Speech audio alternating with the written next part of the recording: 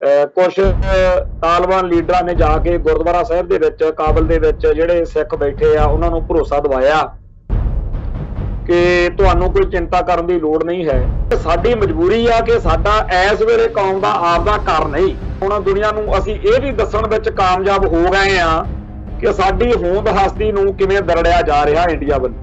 India ਜਿਹੜਾ ਹੈ ਉਹ ਹਰ ਮੌਕੇ ਇਹ ਚਾਹੁੰਦਾ ਹੈ ਕਿ ਸਿੱਖ ਸਾਰਿਆਂ ਦੁਨੀਆ ਭਰ ਦੇ ਲੋਕਾਂ ਨਾਲ ਲੜ ਪੈਣ, ਇਹਨਾਂ ਦੀ ਹਰ ਇੱਕ ਕੌਮ ਨਾਲ ਹਰ ਇੱਕ ਮੁਲਕ ਨਾਲ ਵਿਗੜੀ ਹੋਵੇ ਤੇ ਅਸੀਂ ਇਹਨਾਂ ਨੂੰ ਇੱਥੇ ਰੱਜ ਕੇ ਛੱਤਰ ਫੇਰੀਏ। ਪੰਜਾਬ ਦੇ ਵਿੱਚ ਵੀ ਇਹ ਤਾਂ ਹਿੰਦੂ ਭਾਈਚਾਰੇ ਦੇ ਲੋਕਾਂ ਨੇ ਦੇਖਣਾ ਕਿ ਉਹਨਾਂ ਨੇ ਗੰਗੂ ਦੇ ਵਾਰਸ ਬਣਨਾ ਤੇ ਦੀਵਾਨ ਕੌੜਾ ਮੱਲ ਦਾ ਵਾਰਸ ਬਣਨਾ। ਪਰ ਭਾਰਤ ਦੇ ਵਿੱਚ 1947 ਤੋਂ ਪਿਛਲੇ 75 ਸਾਲਾਂ ਦੇ ਵਿੱਚ ਜੋ ਕੁਝ ਸਾਡੇ ਨਾਲ ਬੀਤਿਆ ਉਹਦੇ ਬਦਲੇ 'ਚ ਤਾਂ ਸਿੱਖ ਫਿਰ ਇਹੀ ਕਹਿਣਗੇ ਨਾ ਕਿ ਸ਼ਰਮ ਸੀ ਆਤੀ ਹੈ ਇਸ ਵਤਨ ਕੋ ਵਤਨ कहते हुए ਕਿ ਸਿੱਖੋ ਜੇ ਬਚਣਾ ਨਾ ਤਾਂ ਆਪਦਾ ਮੁਲਕ ਬਣਾ ਲਓ, ਨਹੀਂ ਐਂ ਜੁੱਤੀਆਂ ਪੈਣਗੀਆਂ। ਟੀਵੀ 84 ਉੱਤੇ ਪ੍ਰੋਗਰਾਮ ਖਬਰ ਦੀ ਖਬਰ ਦੇਖ ਰਹੇ ਸਾਰੇ ਦਰਸ਼ਕਾਂ ਨੂੰ ਮੈਂ ਸਰਬਜੀਤ ਸਿੰਘ ਘੁਮਾਣ ਫਤਿਹ ਅਰਜ ਕਰਦਾ ਜੀ। ਵਾਹਿਗੁਰੂ ਜੀ ਕਾ ਖਾਲਸਾ ਵਾਹਿਗੁਰੂ ਜੀ ਕੀ ਫਤਿਹ। ਇਸ ਵੇਲੇ ਸਾਰੇ ਸੰਸਾਰ ਦੇ ਵਿੱਚ ਹਰ ਘਰ ਦੇ ਵਿੱਚ ਅਫਗਾਨਿਸਤਾਨ ਦੀ ਗੱਲ ਚੱਲ ਰਹੀ ਆ ਕਿ ਜੀ ਉੱਥੇ ਤਾਲਿਬਾਨ ਜਿਹੜੇ ਆ ਉਹ ਸੱਤਾ ਵਿੱਚ ਆ ਗਏ, ਸੱਤਾ ਉਹਨਾਂ ਨੇ ਸਰਕਾਰ ਬਣਾ ਲੈਣੀ ਆ। ਦੋਹਾ ਕਤਰ ਦੇ ਵਿੱਚ ਰਾਜਨੀਤਿਕ ਲੀਡਰਾਂ ਨਾਲ ਵੀ ਗੱਲਬਾਤ ਚੱਲ ਰਹੀ ਆ। ਇਦਾਂ ਦੀਆਂ ਸਾਰੀਆਂ ਚਰਚਾਵਾਂ ਸਾਰੇ ਘਰਾਂ ਵਿੱਚ ਚੱਲ ਰਹੀਆਂ ਨੇ ਤੇ ਸਾਡੇ ਵੇਲਿਆਂ ਦੇ ਵਿੱਚ ਜਦੋਂ ਸਾਡੇ ਸਮਿਆਂ ਦੇ ਵਿੱਚ ਕੋਈ ਇਹੋ ਜਿਹਾ ਇਤਿਹਾਸਕ ਘਟਨਾਕ੍ਰਮ ਵਾਪਰੇ ਤੇ ਇਹ ਹੋ ਨਹੀਂ ਸਕਦਾ ਕਿ ਆਪਾਂ ਅਛੂਤੇ ਰਹਿ ਜਾਈਏ। ਬੇਸ਼ੱਕ ਅਫਗਾਨਿਸਤਾਨ ਵਿੱਚ ਵਾਪਰ ਰਹੇ ਇਸ ਸਾਰੇ ਘਟਨਾਕ੍ਰਮ ਦੇ ਨਾਲ ਸਾਡਾ ਸਿੱਧੇ ਤੌਰ ਦੇ ਉੱਤੇ ਕੋਈ ਸੰਬੰਧ ਨਾ ਦਿਖਦਾ ਹੋਵੇ, ਪਰ ਇਹ ਵੀ ਨਹੀਂ ਕਿ ਕੋਈ ਸੰਬੰਧ ਹੈ ਹੀ ਨਹੀਂ। ਮਹਿਸੂਸ ਕਰਨ ਦੀ ਗੱਲ ਆ। ਸਭ ਤੋਂ ਪਹਿਲੀ ਗੱਲ ਤਾਂ ਇਹ ਆ ਕਿ ਸਾਡੇ ਉੱਥੇ ਕਈ ਗੁਰੂ ਘਰ ਨੇ ਤੇ ਗੁਰੂ ਘਰ ਤੋਂ ਉਪਰੰਤ ਜਿਹੜੀ ਅਗਲੀ ਗੱਲ ਆ ਵੀ ਸਾਡਾ ਸਿੱਖ ਭਾਈਚਾਰਾ ਉੱਥੇ ਵਸਦਾ। ਜਿਵੇਂ ਕਿ ਆਪਾਂ ਪਿਛਲੇ ਦਿਨ ਵੀ ਗੱਲ ਕੀਤੀ ਸੀਗੀ ਕਿ ਕੁਛ ਤਾਲਿਬਾਨ ਲੀਡਰਾਂ ਨੇ ਜਾ ਕੇ ਗੁਰਦੁਆਰਾ ਸਾਹਿਬ ਦੇ ਵਿੱਚ ਕਾਬਲ ਦੇ ਵਿੱਚ ਜਿਹੜੇ ਸਿੱਖ ਬੈਠੇ ਆ ਉਹਨਾਂ ਨੂੰ ਭਰੋਸਾ ਦਿਵਾਇਆ ਕਿ ਤੁਹਾਨੂੰ ਕੋਈ ਚਿੰਤਾ ਕਰਨ ਦੀ ਲੋੜ ਨਹੀਂ ਹੈ। ਇਹ ਗੱਲ ਚੰਗੀ ਆ ਕਿਉਂਕਿ ਸਾਡਾ ਜਿਹੋ ਜਿਹਾ ਹਿਸਾਬ ਕਿਤਾਬ ਹੈ ਸਾਡੀ ਕੌਮ ਦਾ, ਸਾਡਾ ਆਪਦਾ ਘਰ ਹੈ ਨਹੀਂ ਤੇ ਜੇ ਸਾਡਾ ਆਪਦਾ ਘਰ ਨਹੀਂ, ਇਸੇ ਕਰਕੇ ਸਾਰੇ ਸੰਸਾਰ ਵਿੱਚ ਜਦੋਂ ਵੀ ਸਾਡੀ ਕੋਈ ਬਿਪਤਾ ਸਾਡੇ ਲਈ ਸਾਡੀ ਕੌਮ ਲਈ ਹੋ ਜਾਵੇ ਉਦੋਂ ਸਾਨੂੰ ਵਾਇਆ ਇੰਡੀਆ ਗੱਲ ਕਰਨੀ ਪੈਂਦੀ ਹੈ। ਤੇ ਹਰ ਮੁਲਕ ਦੇ ਆਪੋ ਆਪਣੇ ਸਰੋਕਾਰ ਨੇ। ਜਿਹੜੇ ਇੰਡੀਆ ਦੇ ਅੰਬੈਸੀ ਵਾਲੇ ਹੁੰਦੇ ਆ, ਜੇਕਰ ਅਫਗਾਨਿਸਤਾਨ ਜਾਂ ਪਾਕਿਸਤਾਨ ਵਿੱਚ ਵਸਦੇ ਸਿੱਖ ਉਸ ਅੰਬੈਸੀ ਨਾਲ ਰਾਬਤਾ ਰੱਖਣ ਤਾਂ ਪਾਕਿਸਤਾਨ, ਅਫਗਾਨਿਸਤਾਨ ਜਾਂ ਹੋਰਨਾਂ ਮੁਲਕਾਂ ਦੇ ਉਹ ਲੋਕ ਜਿਨ੍ਹਾਂ ਦੇ ਇੰਡੀਆ ਨਾਲ ਸੰਬੰਧ ਚੰਗੇ ਨਹੀਂ ਹੈਗੇ ਉਹ ਫਿਰ ਇਸ ਗੱਲ ਨੂੰ ਮਾੜਾ ਮੰਨਦੇ ਆ ਕਿ ਤੁਸੀਂ ਇੰਡੀਅਨ ਹੋ, ਤੁਸੀਂ ਇੰਡੀਆ ਦਾ ਪੱਖ ਕਰਦੇ ਹੋ, ਜਦੋਂ ਕਿ ਸਾਡੀ ਮਜਬੂਰੀ ਆ ਕਿ ਸਾਡਾ ਇਸ ਵੇਲੇ ਕੌਮ ਦਾ ਆਪਦਾ ਘਰ ਨਹੀਂ। ਸੋ ਇਸ ਸਥਿਤੀ ਵਿੱਚ ਸਾਨੂੰ ਇਹ ਗੱਲ ਸਮਝਣੀ ਚਾਹੀਦੀ ਆ ਕਿ ਸਾਨੂੰ ਖਾਲਿਸਤਾਨ ਕਿਉਂ ਚਾਹੀਦਾ। ਜੇ ਸਾਡਾ ਆਪਦਾ ਮੁਲਕ ਹੋਵੇ, ਜਿਵੇਂ ਅੱਜ ਤਾਲਿਬਾਨ ਦੇ ਕਰਕੇ ਅਫਗਾਨਿਸਤਾਨ 'ਚ ਹਾਲਾਤ ਬਣੇ ਆ, ਤਾਂ ਸਾਡਾ ਖਾਲਿਸਤਾਨ ਦੀ ਸਰਕਾਰ ਦੇ ਨੁਮਾਇੰਦੇ ਆਪੇ ਗੱਲ ਕਰਨ ਤਾਲਿਬਾਨ ਦੇ ਨਾਲ ਜਾਂ ਦੁਨੀਆ ਭਰ ਦੇ ਵਿੱਚ ਜਿੱਥੇ ਵੀ ਕੋਈ ਮੁਸ਼ਕਲ ਆਵੇ ਤਾਂ ਸਾਨੂੰ ਵਾਇਆ ਇੰਡੀਆ ਗੱਲ ਨਹੀਂ ਕਰਨੀ ਪਊਗੀ। ਫਿਰ ਹਰ ਮੁਲਕ ਦੇ ਲੋਕਾਂ ਨੂੰ ਇਹ ਪਤਾ ਹੋਊਗਾ ਕਿ ਇਹ ਇੰਡੀਅਨ ਨਹੀਂ ਹੈਗੇ, ਇਹ ਤਾਂ ਖਾਲਿਸਤਾਨੀ ਨੇ, ਇਹ ਸਿੱਖ ਨੇ। ਹੁਣ ਬਹੁਤ ਸਾਰੇ ਮੁਲਕਾਂ 'ਚ ਬਹੁਤ ਸਾਰੇ ਲੋਕਾਂ ਨੂੰ ਸਮਝ ਤਾਂ ਇਹ ਲੱਗ ਗਈ ਆ ਕਿ ਇਹ ਤਾਂ ਆਪ ਇੰਡੀਆ ਦੇ ਵਿੱਚ ਆਪਦੀ ਆਜ਼ਾਦੀ ਲਈ ਲੜ ਰਹੇ ਲੋਕ ਨੇ, ਇਹ ਇੰਡੀਅਨ ਨਹੀਂ ਹੈਗੇ। ਇਹਨਾਂ ਦੀ ਤਾਂ ਕਿਸਮਤ 1947 ਮੌਕੇ ਕੁਛ ਇਹੋ ਜਿਹਾ ਮਾਹੌਲ ਬਣ ਗਿਆ ਕਿ ਇਹ ਸਿੱਖ ਜਿਹੜੇ ਨੇ ਇਹ ਇੰਡੀਆ ਦੇ ਵੱਸ ਪੈ ਗਏ ਤੇ ਇੰਡੀਆ ਦੇ ਬਾਰੇ ਹੁਣ ਦੁਨੀਆ ਨੂੰ ਅਸੀਂ ਇਹ ਵੀ ਦੱਸਣ ਵਿੱਚ ਕਾਮਯਾਬ ਹੋ ਗਏ ਆ ਕਿ ਸਾਡੀ ਹੋਂਦ ਹਸਤੀ ਨੂੰ ਕਿਵੇਂ ਦਰੜਿਆ ਜਾ ਰਿਹਾ ਇੰਡੀਆ ਵੱਲ। 1984 ਦੇ ਘਟਨਾਕ੍ਰਮ ਦਾ ਸਾਨੂੰ ਬਹੁਤ ਭਾਰੀ ਸੇਕ ਲੱਗਿਆ। ਸਾਡੇ ਅਕਾਲ ਤਖਤ ਸਾਹਿਬ ਦੇ ਢਹਿ ਢੇਰੀ ਹੋਣ ਤੇ ਸਾਡੇ ਸਾਰੇ ਭਾਰਤ ਵਿੱਚ ਜਿਹੜਾ ਨਵੰਬਰ 84 ਵਿੱਚ ਕਤਲੇਆਮ ਹੋਇਆ ਜਾਂ 1978 ਤੋਂ ਜਿਹੜੀ ਸਾਡੀ ਨਸਲਕੁਸ਼ੀ ਚੱਲ ਰਹੀ ਹੈ, ਇਹਦਾ ਸਾਨੂੰ ਸਾਰੇ ਸੰਸਾਰ ਵਿੱਚ ਇਹ ਦੱਸਣ ਦਾ ਇੱਕ ਮੌਕਾ ਬਣ ਗਿਆ ਕਿ ਦੇਖੋ ਸਾਡੀ ਕੌਮ ਨੂੰ ਇਹ ਇੰਡੀਆ ਕਿਸ ਤਰੀਕੇ ਨਾਲ ਸਾਡੀ ਨਸਲਕੁਸ਼ੀ ਕਰ ਰਿਹਾ। ਸੋ ਇਸ ਮੌਕੇ ਜਦੋਂ ਤਾਲਿਬਾਨ ਦਾ ਮਸਲਾ ਵਧਿਆ ਹੋਇਆ ਤਾਂ ਸਾਡੇ ਭਾਈਚਾਰੇ ਨੂੰ ਇਸ ਪਾਸੇ ਧਿਆਨ ਦੇਣ ਦੀ ਲੋੜ ਹੈ कि ਅਸੀਂ ਆਪਦੀ ਕੌਮ ਦਾ ਆਜ਼ਾਦ ਕੌਮੀ ਘਰ ਜਿਹੜਾ ਖਾਲਿਸਤਾਨ ਆ ਉਹਦੇ ਵੱਲ ਹੁਣ ਜਿਵੇਂ ਅੱਜ ਇੰਡੀਆ ਜਿਹੜਾ ਹੈ ਉਹ ਹਰ ਮੌਕੇ ਇਹ ਚਾਹੁੰਦਾ ਹੈ ਕਿ ਸਿੱਖ ਸਾਰਿਆਂ ਦੁਨੀਆ ਭਰ ਦੇ ਲੋਕਾਂ ਨਾਲ ਲੜ ਪੈਣ, ਇਹਨਾਂ ਦੀ ਹਰ ਇੱਕ ਕੌਮ ਨਾਲ ਹਰ ਇੱਕ ਮੁਲਕ ਨਾਲ ਵਿਗੜੀ ਹੋਵੇ ਤੇ ਅਸੀਂ ਇਹਨਾਂ ਨੂੰ ਇੱਥੇ ਰੱਜ ਕੇ ਛਿੱਤਰ ਫੇਰੀਏ ਪੰਜਾਬ ਦੇ ਵਿੱਚ। ਇਸ ਗੱਲ ਦੇ ਲਈ ਜਦੋਂ ਵੀ ਕਿਸੇ ਥਾਂ ਦੇ ਉੱਤੇ ਕੁਝ ਘਟਨਾਕ੍ਰਮ ਵਾਪਰਦਾ ਫਿਰ ਸਿੱਖ ਕੌਮ ਦੀਆਂ ਜਜ਼ਬਾਤਾਂ ਨੂੰ ਭੜਕਾਉਣ ਦੀ ਕੋਈ ਕਸਰ ਨਹੀਂ ਛੱਡੀ ਜਾਂਦੀ। ਕੁਝ ਇਹੋ ਜਿਹੀਆਂ ਘਟਨਾਵਾਂ ਵਾਪਰ ਵੀ ਜਾਂਦੀਆਂ ਨੇ, ਜਿਵੇਂ ਕਿ ਅੱਜ ਚਰਚਾ ਵਾ ਕਿ ਲਾਹੌਰ ਦੇ ਵਿੱਚ ਮਹਾਰਾਜਾ ਰਣਜੀਤ ਸਿੰਘ ਦੇ ਬੁੱਤ ਦੀ ਕੋਈ ਬੇਹੁਰਮਤੀ ਕਿਸੇ ਨੇ ਕੀਤੀ ਹੈ। ਪਿੱਛੇ ਜੇ ਇੱਕ ਹੋਰ ਜਿਹੜਾ ਸ਼ਖਸ ਨਨਕਾਣਾ ਸਾਹਿਬ ਗੁਰਦੁਆਰਾ ਸਾਹਿਬ ਦੇ ਸਾਹਮਣੇ ਕਾਫੀ ਖੱਲੜਬਾਜੀ ਜੀ ਪਾ ਲਿਆ ਸੀ। ਪਰ ਇਹੋ ਜਿਹੀਆਂ ਘਟਨਾਵਾਂ ਜਦੋਂ ਵੀ ਵਾਪਰਦੀਆਂ ਨੇ ਪਾਕਿਸਤਾਨ ਦੇ ਵਿੱਚ ਤਾਂ ਮਿੰਟੋ ਮਿੰਟੀ ਉਹਨੂੰ ਫੜ ਲਿਆ ਜਾਂਦਾ ਦੋਸ਼ੀ ਨੂੰ, ਤੇ ਉੱਥੇ ਤਾਂ ਜਿਹੜਾ ਦੋਸ਼ੀ ਆ ਉਹ ਫੜਿਆ ਜਾਂਦਾ ਤੇ ਕਾਨੂੰਨ ਅਨੁਸਾਰ ਉੱਤੇ ਕਾਰਵਾਈ ਹੋਣ ਦੇ ਆਸਾਰ ਵੀ ਹੁੰਦੇ। ਪਰ ਇੰਡੀਆ ਜਿਹੜਾ ਉਸ ਮੌਕੇ ਜਾਂ ਇੰਡੀਆ ਦੇ ਜਿਹੜੇ ਪਿੱਠੂ ਨੇ ਉਹ ਉਸ ਮੌਕੇ ਇਹ ਪੂਰਾ ਪੰਪ ਚਾੜਦੇ ਆ ਕਿ ਦੇਖੋ ਜੀ ਮੁਸਲਮਾਨਾਂ ਨੇ ਤਾਂ ਸਿੱਖਾਂ ਦਾ ਐ ਕਰਤਾ ਉਹ ਕਰਤਾ। ਉਹਨਾਂ ਦਾ ਮੁੱਖ ਨਿਸ਼ਾਨਾ ਇਹ ਹੁੰਦਾ ਕਿ ਸਾਰੇ ਦੇ ਸਾਰੇ ਜਿਹੜੇ ਮੁਸਲਮਾਨ ਭਾਈਚਾਰੇ ਦੇ ਲੋਕ ਨੇ ਇਹ ਤਾਂ ਸਾਰੇ ਮੱਸੇ ਰੰਗੜ ਵਰਗੇ ਨੇ, ਇਹਨਾਂ ਨੂੰ ਤਾਂ ਨਫ਼ਰਤ ਕਰਨੀ ਚਾਹੀਦੀ। ਤੇ ਸਿੱਖ ਕੌਮ ਨੂੰ ਮਤਲਬ ਇਹਨਾਂ ਵਿੱਚੋਂ ਭਾਈ ਮਰਦਾਨਾ ਜੀ, ਰਾਏ ਬਲਾਰ ਜੀ ਜਾਂ ਪੀਰ ਬੁੱਧੂ ਸ਼ਾਹ ਵਰਗਿਆਂ ਦੇ ਦਰਸ਼ਨ ਦਿਦਾਰੇ ਨਹੀਂ ਕਰਨੇ ਚਾਹੀਦੇ। ਇਹ ਗੱਲ ਭਾਰਤੀ ਏਜੰਡੇ ਤੇ ਹੈ। ਅਸੀਂ ਤਾਂ ਹਿੰਦੂ ਭਾਈਚਾਰੇ ਬਾਰੇ ਵੀ ਇਹ ਕਹਿੰਦੇ ਆ ਵੀ ਇਹ ਤਾਂ ਹਿੰਦੂ ਭਾਈਚਾਰੇ ਦੇ ਲੋਕਾਂ ਨੇ ਦੇਖਣਾ ਕਿ ਉਹਨਾਂ ਨੇ ਗੰਗੂ ਦੇ ਵਾਰਸ ਬਣਨਾ ਕਿ ਦੀਵਾਨ ਕੌੜਾ ਮੱਲ ਦਾ ਵਾਰਸ ਬਣਨਾ। ਦੀਵਾਨ ਕੌੜਾ ਮੱਲ ਉਹ ਸ਼ਖਸੀਅਤ ਸੀ ਜਿਹਨੂੰ ਸਿੱਖ ਮਿੱਠਾ ਮੱਲ ਕਹਿੰਦੇ ਹੁੰਦੇ ਸੀਗੇ, ਕਿਉਂਕਿ ਖਾਲਸੇ ਦੇ ਉਹਦੇ ਨਾਲ ਚੰਗੇ ਵਧੀਆ ਸੰਬੰਧ ਰਹੇ। ਤੇ ਜਿਹੜੇ ਚੰਦੂ ਤੇ ਗੰਗੂ ਵਰਗੇ ਆ ਉਹਨਾਂ ਦਾ ਤਾਂ ਆਪਾਂ ਨੂੰ ਪਤਾ ਹੀ ਆ ਕਿ ਕਿਵੇਂ ਸਿੱਖੀ ਅਤੇ ਸਿੱਖਾਂ ਦੇ ਖਿਲਾਫ, ਗੁਰੂ ਘਰ ਦੇ ਖਿਲਾਫ ਉਹ ਨਫ਼ਰਤ ਨਾਲ ਚੱਲੇ ਆ ਲੋਕ। ਸੋ ਹਰੇਕ ਬੰਦੇ ਲਈ ਉਹਦੇ ਮੂਹਰੇ ਆਪਸ਼ਨ ਪਈ ਆ, ਚੋਣ ਪਈ ਆ। ਜੇ ਕਿਸੇ ਹਿੰਦੂ ਨੇ ਚੰਦੂ ਤੇ ਗੰਗੂ ਵਾਂਗ ਚੱਲਣਾ ਤਾਂ ਵੀ ਉਹਦੇ ਲਈ ਰਾਹ ਖੁੱਲਾ ਤੇ ਸਿੱਖ ਉਹਦੇ ਨਾਲ ਉਹੋ ਜਿਹਾ ਵਿਹਾਰ ਕਰ ਲੈਣਗੇ। ਤੇ ਜਿਹੜਾ ਹਿੰਦੂ ਜਿਹੜਾ ਉਹ ਦੀਵਾਨ ਕੌੜਾ ਮੱਲ ਵਾਂਗੂ ਪਿਆਰ ਨਾਲ ਰਹਿਣਾ ਚਾਹੁੰਦਾ, ਸਤਿਕਾਰ ਕਰਨਾ ਤੇ ਕਰਾਉਣਾ ਚਾਹੁੰਦਾ, ਉਹਦੇ ਲਈ ਵੀ ਰਾਹ ਖੁੱਲਾ ਤੇ ਸਿੱਖ ਉਹਦੇ ਨਾਲ ਉਹੋ ਜਿਹਾ ਵਿਹਾਰ ਕਰ ਲੈਣਗੇ। ਇਵੇਂ ਹੀ ਮੁਸਲਮਾਨਾਂ ਦੇ ਵਿੱਚ ਹੀ ਜਿਹਨੇ ਮੱਸੇ ਰੰਗੜ ਦੇ ਵਾਰਸ ਬਣਨਾ ਉਹਦੇ ਲਈ ਵੀ ਰਾਹ ਖੁੱਲਾ, ਤੇ ਜਿਹਨੇ ਭਾਈ ਮਰਦਾਨੇ, ਰਾਏ ਬਲਾਰ ਵਾਂਗ ਜਾਂ ਹੋਰ ਬਹੁਤ ਸਾਰੀਆਂ ਸ਼ਖਸੀਅਤਾਂ ਨੇ ਜਿਨ੍ਹਾਂ ਨੇ ਗੁਰੂ ਘਰ ਨਾਲ, ਸਿੱਖੀ ਨਾਲ, ਸਿੱਖਾਂ ਨਾਲ ਨਿਭਾ ਕੇ ਦਿਖਾਇਆ। ਸੋ ਇਹ ਤਾਂ ਹਰੇਕ ਦੇ ਲਈ ਆਪੋ ਆਪਣਾ ਹੈ। ਪਰ ਮੈਂ ਜਿਹੜੀ ਗੱਲ ਆਪਾਂ ਜਿਸ ਮੇਨ ਮੁੱਦੇ ਤੇ ਆਈਏ ਕਿ ਇੱਥੇ ਭਾਰਤੀ ਮੀਡੀਆ ਦੇ ਵਿੱਚ ਤੇ ਸਾਡੀ ਜਿਹੜੀ ਆਪਦੀ ਆਬਾਦੀ ਆ ਉਹਦੇ ਵਿੱਚ ਵੀ ਬਹੁਤ ਸਾਰੇ ਇਹੋ ਜਿਹੇ ਬਦਮਗਜ ਬੰਦੇ ਨੇ ਜਿਹੜੇ ਚਾਹੁੰਦੇ ਆ ਕਿ ਅਸੀਂ ਹਿੰਦੂਆਂ ਨੂੰ ਤਾਂ ਸਮਝੀਏ ਆਪਦੀ ਹਿੱਕ ਦਾ ਵਾਲ। ਬੇਸ਼ੱਕ ਉਹ ਸਾਡੇ ਗੁਰਧਾਮਾਂ ਦੀ ਬੇਅਦਬੀ ਕਰਨ, ਬੇਸ਼ੱਕ ਅਕਾਲ ਤਖ਼ਤ ਸਾਹਿਬ ਨੂੰ ਢਹਿ ਢੇਰੀ ਕਰਨ, ਬੇਸ਼ੱਕ ਉਹ ਸਾਡੇ ਹਿੱਤਾਂ ਦੇ ਉਲਟ ਚੱਲਣ, ਪਰ ਅਸੀਂ ਹਿੰਦੂ ਦੇ ਬਾਰੇ ਤਾਂ ਕੋਈ ਨਾਂਹਵਾਚਕ ਸ਼ਬਦ ਵਰਤਈਏ ਨਾ। ਤੇ ਮੁਸਲਮਾਨ ਜਿਹੜਾ ਹੈਗਾ ਉਹ ਚਾਹੇ ਜਿੰਨਾ ਮਰਜ਼ੀ ਚੰਗਾ ਚੱਲੇ ਉਹਨੂੰ ਅਸੀਂ ਭੰਡੀ ਜਾਈਏ। ਇਸ ਤਰੀਕੇ ਦੀ ਸਾਤੋਂ ਆਸ ਜਿਹੜੀ ਆ ਉਹ ਕੀਤੀ ਜਾ ਰਹੀ ਆ, ਜਿਹੜੀ ਕਿ ਕੂਟਨੀਤਿਕ ਤੌਰ ਦੇ ਉੱਤੇ ਬਹੁਤ ਗਲਤ ਹੈ। ਸਿੱਖ ਲਈ, ਸਿੱਖ ਨੂੰ ਸਿੱਖ ਦੇ ਹਿੱਤ ਪਿਆਰੇ। ਕੌਮਾਂ ਦੇ ਪੱਕੇ ਦੋਸਤ ਜਾਂ ਪੱਕੇ ਦੁਸ਼ਮਣ ਨਹੀਂ ਹੁੰਦੇ, ਕੌਮਾਂ ਦੇ ਹਿੱਤ ਹੁੰਦੇ ਆ। ਜਿੱਥੇ ਜਿਹੜੀ ਚੀਜ਼ ਨਾਲ ਸਾਡੇ ਹਿੱਤ ਨੇ ਅਸੀਂ ਉਵੇਂ ਕਰਨਾ।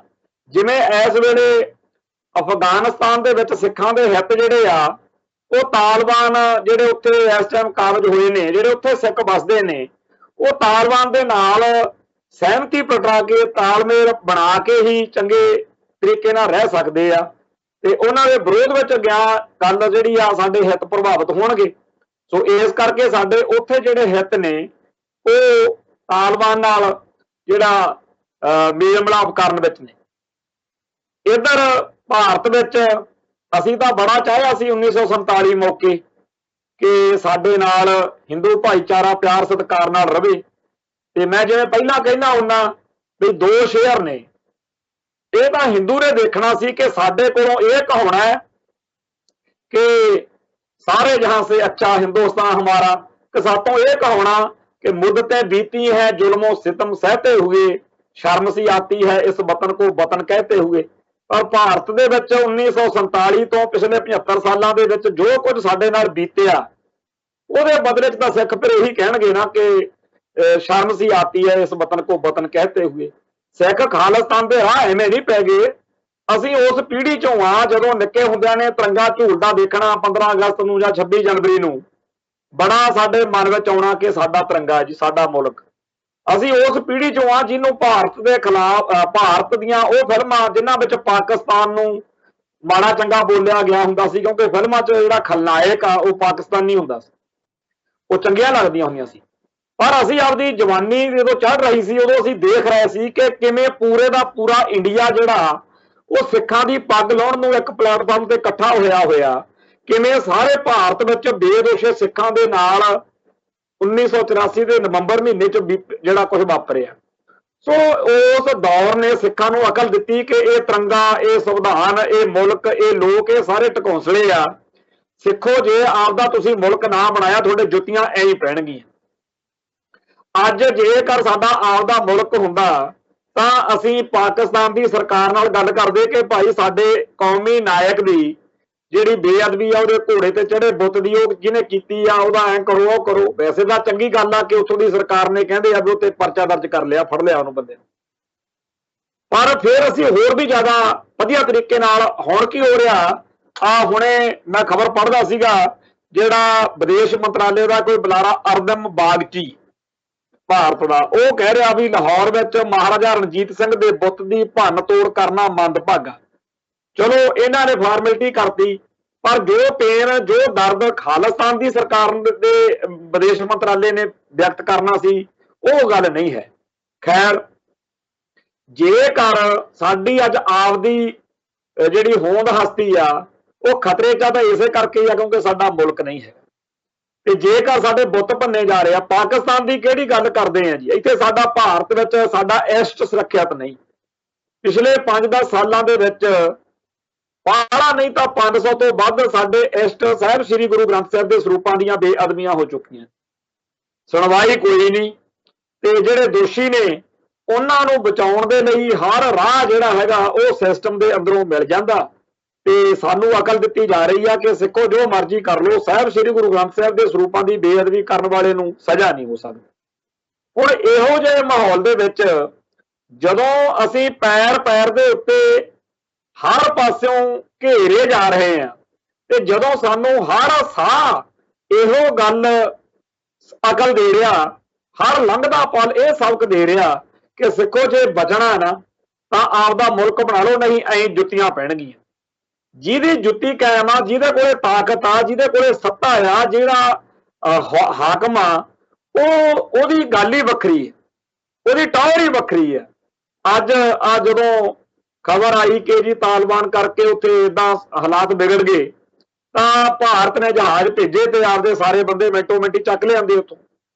ਤੇ ਸਿੱਖਾਂ ਵਾਰੀ ਇਹ ਚਾਹਣਗੇ ਕਿ ਉੱਥੇ ਸਿੱਖ ਫਸਣ ਤਾਂ ਕਿ ਸਿੱਖਾਂ ਅਤੇ ਮੁਸਲਮਾਨਾਂ ਦੇ ਵਿਚਾਲੇ, ਸਿੱਖਾਂ ਅਤੇ ਤਾਲਿਬਾਨਾਂ ਦੇ ਵਿਚਾਲੇ, ਕਿਉਂਕਿ ਆਮ ਤੌਰ ਤੇ ਬੇਸ਼ੱਕ ਅਲੱਗ ਤਰ੍ਹਾਂ ਦੇ ਮਤਲਬ ਮੁਲਕ ਕਰਕੇ ਜਾਂ ਅੱਡ ਖਿਆਲਾਂ ਕਰਕੇ, ਅੱਡ ਪਿਛੋਕੜਾਂ ਕਰਕੇ ਮੁਸਲਮਾਨਾਂ ਦੇ ਵੀ ਬਹੁਤ ਸਾਰੇ ਸੈਕਸ਼ਨ ਨੇਗੇ, ਪਰ ਆਮ ਕਿਹਾ ਜਾਂਦਾ ਕਿ ਮੁਸਲਮਾਨ ਆ ਜੀ, ਆਮ ਅੱਖਰੇ ਵਰਤ ਲਿਆ ਜਾਂਦਾ ਭਾਈਚਾਰੇ 'ਚ। ਤੋਂ ਭਾਰਤੀ ਹਕੂਮਤ ਚਾਹੁੰਦੀ ਆ ਕਿ ਸਿੱਖਾਂ ਅਤੇ ਮੁਸਲਮਾਨਾਂ ਦੇ ਵਿਚਾਲੇ ਨਫ਼ਰਤ ਵਧੇ, ਤਕਰਾਰ ਵਧੇ, ਲੜਾਈ ਵਧੇ, ਤੇ ਇਹ ਵਿਰੋਧ ਜਿਹੜਾ ਹੈਗਾ ਬਈ ਅਸੀਂ ਫਿਰ ਖਾਲਿਸਤਾਨੀਆਂ ਨੂੰ ਜਾਂ ਖਾਲਿਸਤਾਨ ਦੀ ਗੱਲ ਕਰਨ ਵਾਲਿਆਂ ਨੂੰ ਘੇਰ ਸਕੀਏ ਕਿ ਤੁਸੀਂ ਕਿਹਨਾਂ ਦੀ ਗੱਲ ਕਰਦੇ ਹੋ। ਨਾ ਤਾਂ ਅਸੀਂ ਪਾਕਿਸਤਾਨ ਦੇ ਪਿੱਠੂ ਆ, ਨਾ ਅਸੀਂ ਮੁਸਲਮਾਨਾਂ ਦੇ ਪਿੱਠੂ ਆ, ਨਾ ਅਸੀਂ ਹਿੰਦੂਆਂ ਦੇ ਦੁਸ਼ਮਣ ਆ, ਨਾ ਅਸੀਂ ਹਿੰਦੁਸਤਾਨ ਦੇ ਬੈਰੀ ਆ। ਅਸੀਂ ਤਾਂ ਆਪਦਾ ਮੁਲਕ ਚਾਹੁੰਦੇ ਆ। ਅਸੀਂ ਤਾਂ ਇੱਕ ਆਜ਼ਾਦ ਖਾਲਿਸਤਾਨ ਦੀ ਗੱਲ ਉਦੋਂ ਤੁਰੀ ਆ ਸਾਡੀ ਗੱਲ ਵੀ ਜਦੋਂ ਸਾਨੂੰ ਚਾਰੇ ਪਾਸੋਂ ਛਿੱਤਰ ਪੈਂਦੇ ਦਿਖੇ, ਕੋਈ ਰਾਹ ਨਹੀਂ ਲੱਭ ਰਿਹਾ, ਸਾਡੀ ਹੋਂਦ ਹਸਤੀ, ਸਾਡਾ ਸਾਰਾ ਕੁਝ ਦਾਅ ਤੇ ਲੱਗ ਗਿਆ। ਤੇ ਫਿਰ ਭਾਈ ਸਾਨੂੰ ਲੱਗਿਆ ਕਿ 1947 ਮੌਕੇ ਸਾਡੇ ਬਜ਼ੁਰਗਾਂ ਤੋਂ ਗਲਤੀ ਹੋ ਗਈ। ਤੋਂ ਅੱਜ ਦੇ ਇਸ ਮਾਹੌਲ ਦੇ ਵਿੱਚ ਨਾ ਤਾਂ ਸਾਡੇ ਭਾਰਤ ਵਿੱਚ ਹਿੱਤ ਸੁਰੱਖਿਅਤ ਨੇ, ਨਾ ਸਾਰੇ ਸੰਸਾਰ 'ਚ ਨੇ। ਤੇ ਜੇ ਹਿੱਤ ਸੁਰੱਖਿਅਤ ਹੋਣ ਦੀ ਕੋਈ ਗਰੰਟੀ ਆ ਤਾਂ ਉਹ ਇਹੀ ਆ, ਕਿਉਂਕਿ ਉਹ UNO ਜਾਂ ਅੰਤਰਰਾਸ਼ਟਰੀ ਭਾਈਚਾਰਾ ਜਿਹੜਾ ਉਹ ਵੀ ਸਾਡੇ ਹਿੱਤਾਂ ਦੀ ਰਾਖੀ ਕਰਨ ਵਿੱਚ ਅਸਫਲ ਰਿਹਾ। ਘੱਟ ਗਿਣਤੀਆਂ, ਹਰ ਮੁਲਕ ਵਿੱਚ ਘੱਟ ਗਿਣਤੀਆਂ, ਭਾਰਤ ਵਿੱਚ ਜਿਹੜਾ ਸਾਡੀ ਮਦਰਲੈਂਡ ਆ ਜਾਂ ਸਿੱਖ ਹੋਮਲੈਂਡ, ਜਿੱਥੇ ਸਾਡਾ ਧਰਮ, ਜਿੱਥੇ ਸਾਡੀ ਕੌਮ, ਸਾਡਾ ਭਾਈਚਾਰਾ, ਸਾਡਾ ਸਮਾਜ ਸਭ ਤੋਂ ਵੱਧ ਆਧਾਰ ਰੱਖਦਾ, ਉੱਥੇ ਵੀ ਅਸੀਂ ਘੱਟ ਗਿਣਤੀ 'ਚ। ਸੋ ਇਹੋ ਜਿਹੇ ਮਾਹੌਲ ਦੇ ਵਿੱਚ ਸਾਡੇ ਭਾਈਚਾਰੇ ਦੇ ਵੱਲੋਂ ਜੇਕਰ ਇਹ ਗੱਲ ਸੋਚੀ ਜਾ ਰਹੀ ਆ ਕਿ ਸਾਡਾ ਮੁਲਕ ਹੋਣਾ ਚਾਹੀਦਾ, ਇਸ ਹਾਲਾਤ ਦੇ ਵਿੱਚ 1947 ਮੌਕੇ ਉਸ ਵੇਲੇ ਦੇ ਆਗੂਆਂ ਨੂੰ ਲੱਗਿਆ ਹੋਣਾ ਕਿ ਸ਼ਾਇਦ ਸਰ ਜੂਗਾ, ਪਰ ਦਿਨੋਂ ਦਿਨ ਇਹ ਗੱਲ ਜਿਹੜੀ ਆ ਹੋਰ ਜ਼ਿਆਦਾ ਮਜ਼ਬੂਤ ਹੁੰਦੀ ਜਾ ਰਹੀ ਆ ਕਿ ਭਾਈ ਖਾਲਿਸਤਾਨ ਬਿਨਾਂ ਗੁਜ਼ਾਰਾ ਨਹੀਂ ਹੈ। ਹੁਣ ਸਾਨੂੰ ਦੱਸਿਆ ਜਾ ਰਿਹਾ ਕਈ ਗੱਲਾਂ, ਜਿਵੇਂ ਇੱਥੇ ਇੰਡੀਅਨ ਮੀਡੀਆ ਕਹਿ ਰਿਹਾ ਕਿ ਜੀ ਤਾਲਿਬਾਨਾਂ ਨੇ ਉੱਥੇ ਇੰਨਾ ਮਾਹੌਲ ਖਰਾਬ ਕਰਤਾ, ਦੇਖੋ ਜਹਾਜ਼ ਜਿਹੜੇ ਨੇ ਲੋਕ ਉਹਦੇ ਟਾਇਰਾਂ ਤੇ ਬਹਿ ਗਏ ਜੀ, ਉੱਥੋਂ ਡਿੱਗ ਪਏ।